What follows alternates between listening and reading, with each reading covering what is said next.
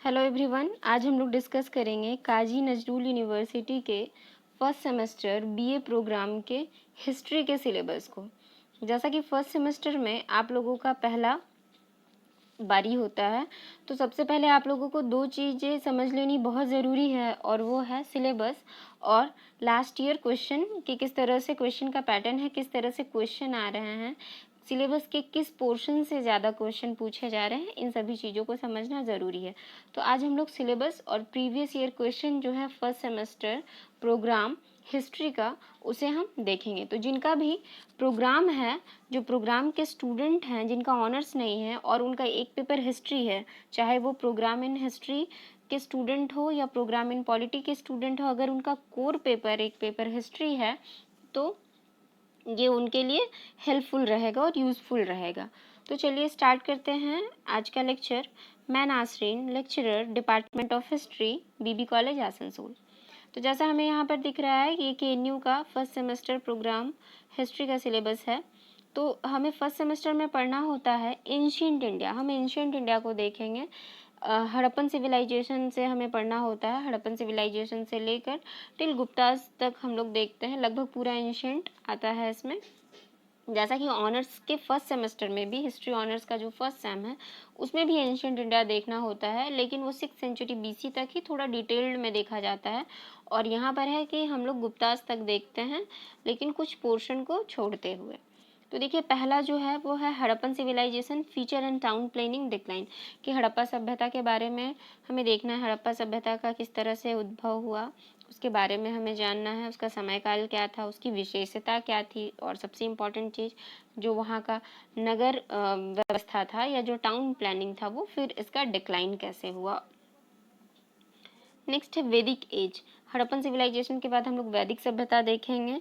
Corpus of वैदिक literature, society, economy and polity in early and later वैदिक period, यानी हमें वैदिक एज का लगभग सभी चीज़ें को देखना है, और लेटर वैदिक पीरियड का भी, यानी उत्तर वैदिक काल को भी देखना है, जिसमें हमें वैदिक काल का जो साहित्य है, यानी जो वेद थे, पुराण, ब्राह्मण, आरण्यक, वो सारी चीज़ें, तीन वेद जो 4 वेद जो हैं, पहला जो 3 वेद है वो हम लोग देखेंगे, ऋग वैदिक काल का ही है। उसके बाद वेद के बाद जो ब्राह्मण ग्रंथ आए, पुराण आए, और भी बहुत सारे ग्रंथ आए, वो लेटर वैदिक पीरियड के भी हैं उनमें से कुछ। तो उन चीज़ों को देखना है, वहाँ की सामाजिक व्यवस्था कैसी थी, आर्थिक व्यवस्था कैसी थी, वहाँ का पॉलिटी कैसा था, ये सारी चीज़ों को देखना है।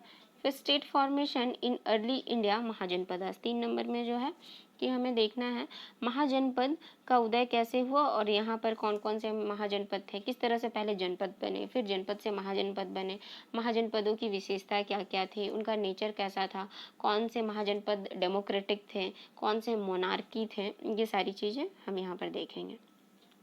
नेक्स्ट है मौर्यन एम्पायर, चंद्रगुप्ता, मौर्य टू अशोका। हमें मौर्य काल देखना है, चंद्रगुप्त से लेकर अशोक तक बेसिकली इम्पॉर्टेंट है। चंद्रगुप्त के भी बहुत सारे कार्य हैं और अशोक के भी। तो इनका हमें राजनीतिक व्यवस्था, प्रशासन, सामाजिक व्यवस्था, कला संस्कृति, ये सारी चीज़ें, और फिर मौर्यों का डिक्लाइन, यानी ओवरऑल पूरा मौर्यन पीरियड हमें पढ़ना है। फिर नेक्स्ट 5 नंबर पे हम देखते हैं गुप्ता एम्पायर। हमें पूरा का पूरा गुप्ता एम्पायर भी पढ़ना है, चंद्रगुप्त प्रथम से लेकर स्कंदगुप्त तक। उनका सामाजिक व्यवस्था, उनका आर्थिक व्यवस्था, उनकी जो राजनीतिक स्थिति थी, कल्चर, और फिर डाउनफॉल, किस तरह से उनका पतन हुआ। यानी हमें बेसिकली हड़प्पन सिविलाइजेशन से लेकर गुप्तास पीरियड तक देखना, इंडिया आफ्टर द गुप्तास, और गुप्तास के बाद यानी थोड़ा बहुत प्री मेडिवल जो पीरियड है उसे भी हम देखेंगे।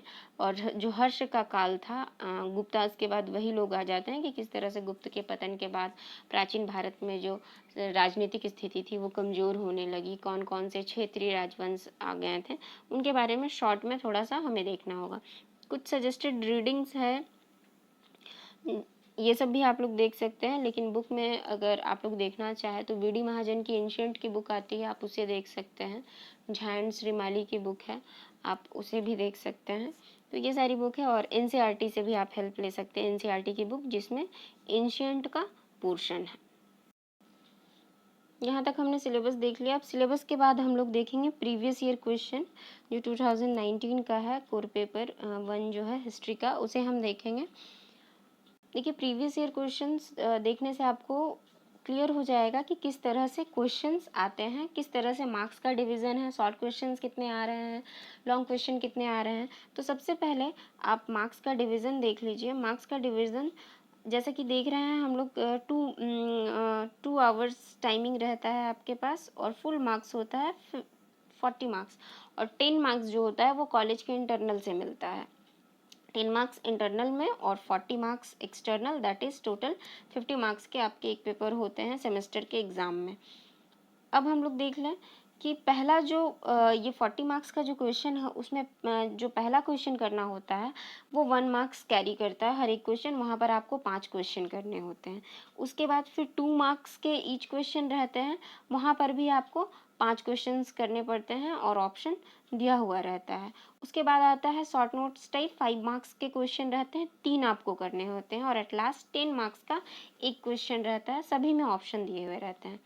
तो चलिए हम लोग एक नज़र क्वेश्चन आंसर पर डाल लें। जैसा कि पहला है, आपको 5 क्वेश्चन करने होते हैं, ये शॉर्ट आंसर टाइप क्वेश्चन होते हैं, आंसर एनी 5 क्वेश्चन। पहला जो क्वेश्चन है, why is the Harappan civilisation called chalcolithic civilisation. जो हड़प्पन सिविलाइजेशन है उसे ताम्रपाषाणिक सभ्यता क्यों कहा जाता है?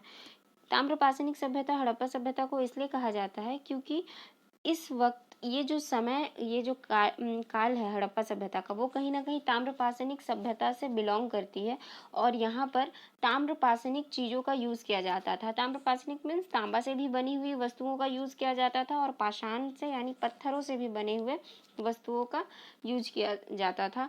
जैसे कांसा का भी यहाँ पर यूज़ किया जाने लगा था, पत्थरों का भी यूज़ होता था, और ये चैल्कोलिथिक पीरियड में इसका कुछ अंश पड़ता था, इसलिए इसे चैल्कोलिथिक सिविलाइजेशन के भी नाम से जाना जाता है। What do you mean by सप्त सिंधु? सप्त सिंधु क्या है? What do you mean by सप्त सिंधु? यहाँ जो ये टर्म है सप्त सिंधु, एक्चुअल में सप्त सिंधु जो है वो एक क्षेत्र है जिसे हम सप्त सिंधु प्रदेश के नाम से भी जानते हैं। पंजाब वाला एरिया जो है जहाँ पर आर्यों ने सबसे पहले अपना निवास स्थान बनाया था, यानी सिंधु की जो 7 नदियाँ हैं उससे पाट कर बनी हुई जो क्षेत्र है या उसके आसपास का जो क्षेत्र है वो सप्त सिंधु प्रदेश कहलाता था। ये पंजाब के पास वाला एरिया है, और आर्यों ने यहाँ पर सबसे पहला अपना निवास स्थान बनाया था, यानी आर्यों का निवास स्थान भी सप्त सिंधु प्रदेश कहलाता है। Next question C number, who were known as brahmavadini in Vedic age? वैदिक एज में ब्रह्मवादिनी के नाम से किन्हें जाना जाता था? तो जो ब्रह्मवादिनी होती थी वो बहुत ही विदुषी महिलाएं होती थी वैदिक काल की, जिन्होंने वेदों के ऊपर लिखा है या वेदों की रचना की है, वेदों से रिलेटेड टीका लिखा है या अपना योगदान वेदों के क्षेत्र में या वेद के क्षेत्र में दिया है, तो ये ब्रह्मवादिनी कहलाती थी। जैसे इनका एक एग्जाम्पल हम लोग देखेंगे, वो एग्जाम्पल में क्या था, जैसे हम लोग देखेंगे कि कुछ एग्जाम्पल होते हैं, जैसे लोपामुद्रा है, अपाला है, घोषा है, ये सारे के सारे थे जिन्होंने रचनाएं की थी पुस्तकों की वेदों से रिलेटेड। उसके बाद नेक्स्ट क्वेश्चन है, name any one popular republics that existed in the 6th century BC. 6th century BC में एक रिपब्लिक का नाम बताना है, यानी एक गणराज्य का नाम बताना है जो एग्जिस्ट करता था 6ठी शताब्दी ईसा पूर्व में। तो लिच्छवी गणराज्य ये सबसे प्राचीन गणराज्य माना जाता है, जहाँ पर रिपब्लिक्स थे, तो लिच्छवी गणराज्य आप लिख सकते हैं। यहाँ पर और भी गणराज्य थे, आप उन सब में से भी किसी एक का नाम लिख सकते हैं। Next, name the emperor who adopted the title of Devanam Piyadasi. Devanam Piyadasi के नाम से किसे जाना जाता है? तो अशोक को, अशोक होगा यहाँ पर answer. Next F number question पर आते हैं हम, which foreign traveller visited India during the reign of Chandragupta. Chandragupta के रेन में किसने विजिट किया था इंडिया को? तो इसका आंसर होगा फाहियान। फाहियान आया था चंद्रगुप्त द्वितीय के काल में। Which Gupta emperor did counter the first Hun invasion, यानी पहला हून आक्रमण जो हुआ था उस पर काउंटर किया था किसने? तो उत्तर होगा स्कंदगुप्त। स्कंदगुप्त के काल में ही पहला हून आक्रमण हुआ था। Next question, what is the name of Xuanzang account of India. Xuanzang ने जो इंडिया के बारे में लिखा है, यानी इंडिया के ऊपर जो उसका लिखा हुआ कार्य है, वो किस नाम से जाना जाता है? तो CU की के नाम से जाना जाता है। अब नेक्स्ट हम लोग आ जाते हैं, ये भी शॉर्ट टाइप ही क्वेश्चन है, समझ लीजिए 1 मार्क्स के 2 क्वेश्चन एक साथ अटैच्ड रहते हैं। ए नंबर क्वेश्चन पर हम आते हैं। Identify 4 major centres of Harappan culture. Harappan culture की 4 विशेषताओं को आपको लिखना है। तो बहुत सारी विशेषताएं थी, उसमें से कोई भी 4 विशेषताएं आप लिख दीजिए। जैसे यह एक नगरीय सभ्यता थी, यह एक कांस्ययुगीन सभ्यता थी, मतलब कांसा का निर्माण किया जाता था। नगरीय सभ्यता, कांस्ययुगीन सभ्यता, साथ में यहाँ पर व्यापार होता था विदेशों के साथ, वैदेशिक संबंध थे। जो इनका नगर था, नगर की विशेषताएं आप लिख सकते हैं कि जो यहाँ पर घर बने हुए थे वो पक्की ईंटों के बने हुए थे। सड़कें जो थी वो लंबवत एक दूसरे को काटती थी, और जो निकासी व्यवस्था थी यानी नली निकासी व्यवस्था, जो नाला वगैरह होते थे वो बहुत ही अच्छे हुआ करते थे। बहुत ही साफ सुथरे इन्वायरमेंट में ये लोग रहते थे, और नालियाँ जो थी वो ढकी हुई होती थी। तो बहुत सारी विशेषताएं हैं, कोई भी 4 विशेषता आप यहाँ पर लिख सकते हैं। नेक्स्ट क्वेश्चन है, व्हाट आर द चतुर्वेदास। चतुर्वेद क्या है? चारों वेद का यहाँ पर आप लोग नाम लिख दीजिए। आई होप वो सब जान रहे हैं। चतुर्वेदास यहाँ पर आप लोग वो खुद कर लीजिएगा। What is चतुराश्रम? चतुराश्रम क्या? देखिए, चतुर्वेद से अलग है चतुराश्रम। जैसे जीवन को 4 भागों में बांट दिया गया था, वो चतुराश्रम कहलाए, यानी 4 आश्रम जो होते हैं वो चारों आश्रम का यहाँ पर आपको नाम लिखना है। जैसे 4 हिंदू मैथोलॉजी के अकॉर्डिंग एज को जो है 100 ईयर माना गया है, और उसको 4 पीरियड में बांट दिया गया है, 25-25 ईच करके। तो पहला 25 जो होता है वो काल होता है आपका पढ़ाई लिखाई से रिलेटेड, दैट इज़ वो ब्रह्मचर्य कहलाता है, ठीक है। फिर उसके बाद 25 से 50 साल का उम्र जो होता है वो गृहस्थ जीवन होता है, तो वो गृहस्थ आश्रम कहलाता है। उसके बाद फिर 25 से 75 का जो होता है उस समय होता है कि आप घर छोड़कर प्रस्थान कर जाते हैं, बाहर निकल जाते हैं, वन की तरफ चले जाते हैं, वो वानप्रस्थ आश्रम कहलाता है। वानप्रस्थ आश्रम में लोग एक जगह से दूसरी जगह जाते हैं, भटकते हैं ज्ञान की तलाश में। उसके बाद जब उन्हें ज्ञान की प्राप्ति हो जाती है तो वो संन्यास वाले फेज में चले जाते हैं। तो चौथा जो फेज है 75 से 100 का, वो संन्यास आश्रम कहलाता है। तो यही 3 है, ये 4 हैं, ब्रह्मचर्य, गृहस्थ, वानप्रस्थ, संन्यास। ये 4 आश्रम चतुराश्रम कहलाते हैं। हु रोट अर्थशास्त्र, वेयर लाइज इट्स सिग्निफिकेंस। अर्थशास्त्र की रचना किसने की है और इसका जो महत्व है वो कहाँ पर वैलिड है, या इसका महत्व कहाँ पर है। तो हम जानते ही हैं कि अर्थशास्त्र की रचना किसने की है, कौटिल्य ने अर्थशास्त्र की रचना की, और इसका सिग्निफिकेंस किस क्षेत्र में है। तो ये पुस्तक हमें मौर्यकाल के विषय में जानकारी प्राप्त देती है, और साथ ही साथ ये जो पुस्तक है वो पब्लिक एडमिनिस्ट्रेशन और राजनीति, पॉलिटी एंड पब्लिक एडमिनिस्ट्रेशन पर लिखा गया है, और वहाँ हमें उस क्षेत्र में बहुत सारी जानकारियाँ, बहुत सारी नीतियों को अपनाने में ये बहुत ही महत्वपूर्ण भूमिका अदा करता है। तो उस क्षेत्र में इसका महत्व है। Next question, E number, what is known as triratna in Jainism. Jainism में त्रिरत्न है और बुद्धिज्म में भी त्रिरत्न है। यहाँ पर जैनिज्म के विषय में पूछा गया है त्रिरत्न। तो जैन के 3 त्रिरत्न, सम्यक दर्शन, सम्यक ज्ञान, सम्यक चरित्र। Next F number, which Gupta king was known as Shakari and why. कौन से गुप्त किंग को सकारी कहा जाता है, यानी किस गुप्त शासक ने सकारी की उपाधि धारण की थी। तो इसका आंसर होगा चंद्रगुप्त द्वितीय, ठीक है, जिसे हम विक्रमादित्य के नाम से भी जानते हैं। चंद्रगुप्त द्वितीय, उसने शकों को पराजित कर सकारी की उपाधि धारण की। तो पहला तो आंसर हो जाएगा सकारी। चंद्रगुप्त द्वितीय को कहा जाता है, और क्यों कहा जाता है, क्योंकि उसने शकों को पराजित किया था और चांदी के सिक्के ढलवाए थे और उनके सिक्कों पर अपने नाम को भी अंकित किया था, इसलिए सकारी कहलाए। Name 2 famous universities of ancient India. प्राचीन भारत के 2 विश्वविद्यालय के नाम आपको बताने हैं। 3-4 बहुत ही फेमस थे, जिसमें से आप 2 कम से कम लिख ही सकते हैं। तक्षशिला विश्वविद्यालय जो सबसे पुराना था, और साथ में नालंदा लिख दीजिए आप। विक्रमशिला भी लिख सकते हैं आप, उदंतपुरी भी लिख सकते हैं। 2 अगर लिखना हो तो तक्षशिला और नालंदा। नेक्स्ट क्वेश्चन है, who was called the Dakshinapathi and why. Dakshinapathi किसे कहा गया है और क्यों कहा गया है।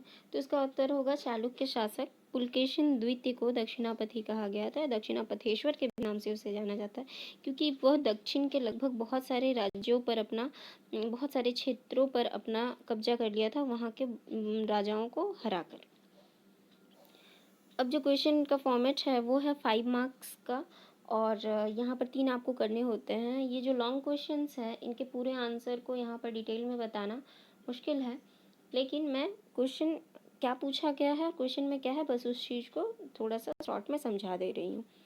पहला क्वेश्चन है discuss briefly the religious life of Harappans. Harappa सभ्यता के जो लोग थे उनकी जो धार्मिक मान्यता थी, ये जिस तरह से उनका धार्मिक जीवन था, धर्म के क्षेत्र में क्या क्या वहाँ पर चीज़ें होती थी वो आपको लिखना है, यानी धार्मिक जीवन के विषय में लिखना है। Next question B, analysis briefly the position of women in Vedic society. वैदिक काल में औरतों की क्या स्थिति थी, उनका क्या रुतबा था, या उनकी स्थिति अच्छी थी या बुरी थी, या पहले अच्छी थी बाद में चलकर बुरी हो गई, वो आपको लिखना है। और यहाँ पर ये टर्म आप ध्यान रखिए, यहाँ पर दिया हुआ है वैदिक सोसाइटी। वैदिक सोसाइटी मतलब आपको दोनों ही लिखना होगा, ऋग वैदिक काल के बारे में और उत्तर वैदिक काल के बारे में भी, क्योंकि वेरिएशन आ जाता है। ऋग वैदिक काल में स्त्रियों की स्थिति अच्छी थी, लेकिन उत्तर वैदिक काल में ऋग वैदिक काल की तुलना में थोड़ी कमी आई थी। तो यहाँ पर अगर ऋग्वैदिक पीरियड पूछता तो सिर्फ ऋग्वैदिक का आपको लिखना था, लेकिन यहाँ पर पूछा गया है वैदिक सोसाइटी। क्वेश्चन के टर्म को आप जरूर समझिए, अपने अकॉर्डिंग जो हमें याद होता है अक्सर हम लोग वो आंसर कर देते हैं, लेकिन जो क्वेश्चन लिखा हुआ है उसके अकॉर्डिंग आंसर करना होता है। तो आपको दोनों फेज को दिखाना होगा और एक कंपेरेटिव वे में दिखाना होगा। राइट अ नोट ऑन अष्टांगिक मार्ग। अष्टांगिक मार्ग बौद्ध धर्म से रिलेटेड है। बौद्ध ने जीवन के 8 मार्ग बताए थे जो अष्टांगिक मार्ग के नाम से जाना जाता है, उसके बारे में आपको यहाँ पर लिखना है।